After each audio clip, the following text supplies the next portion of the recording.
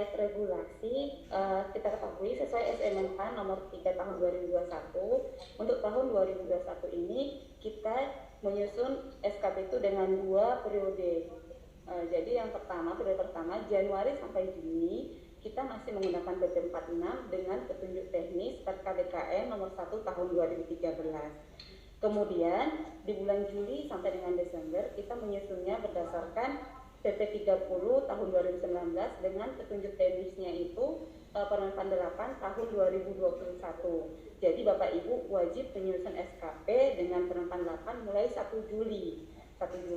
Ketika mutasi ataupun pindah jabatan tetap harus menyusun. Jadi yang tadi itu hanya periode perbedaan format SKP saja, Januari sampai Juni yang PP 46, kemudian Juli sampai dengan Desember itu PP 30 gitu. Kemudian bagaimana cara penyusunan SKP dengan PP 30 ini?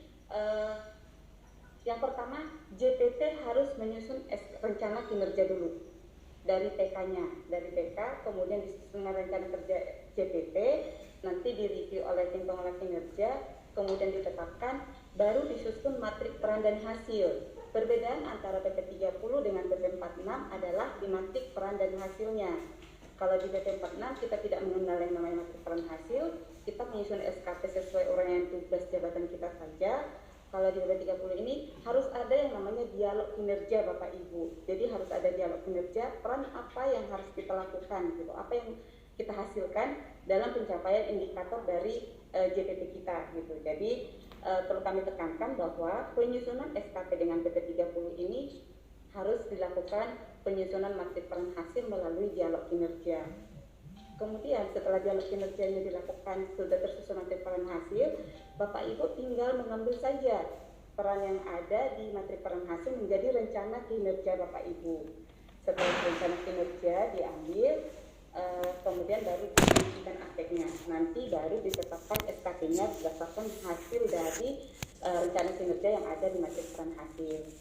Setelah itu baru nanti dilakukan pemantauan oleh atasan dan juga nanti penilaian di akhir tahun gitu.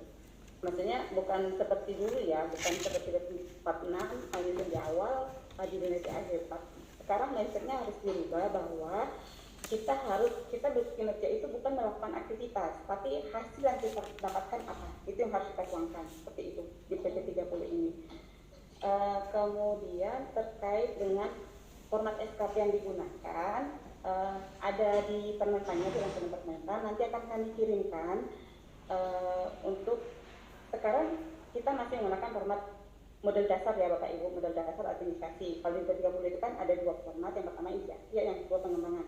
Untuk sekarang kita masih menggunakan model dasar administrasi. Nanti format potongnya nanti mungkin akan dibagikan dari Biro SDM KPU ya Ibu. Mungkin penutup dari saya, kesimpulan dari yang sudah kami jelaskan tadi itu seperti itu. Semoga membantu Bapak Ibu. Terima kasih.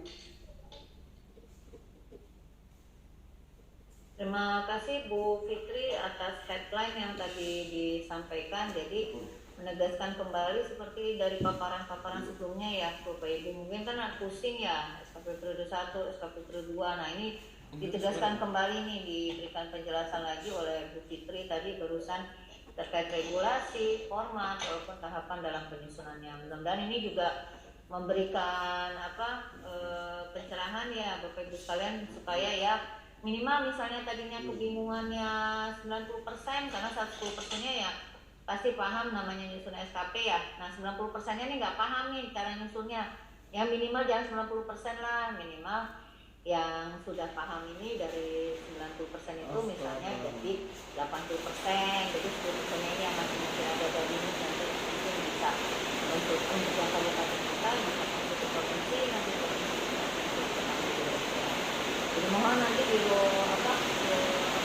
provinsi ya, provinsi agar asistensi ya untuk provinsi di kabupaten kotanya. Jadi jangan langsung dilakukan semua ini, karena 514 aktor kabupaten kota kalau langsung ke pusat semua bingung kali jauh satu-satu.